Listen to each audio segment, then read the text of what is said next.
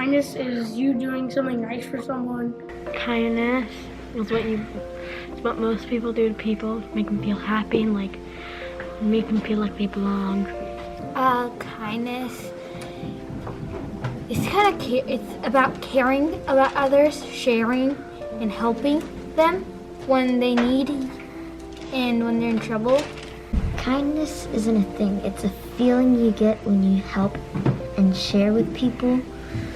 I think kindness is like when you're like nice to people and stuff. Like if you aren't nice to people, like no one would really want to be a friend. Kindness is something when you're not bullying.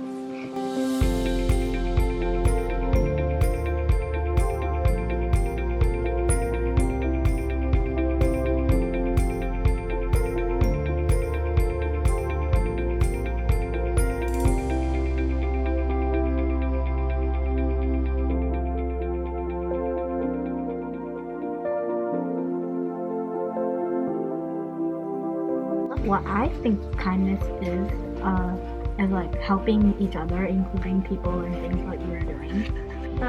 Kindness is where you do a good act to someone. Hey, do you need help? Or do you need help with your homework or stuff like that?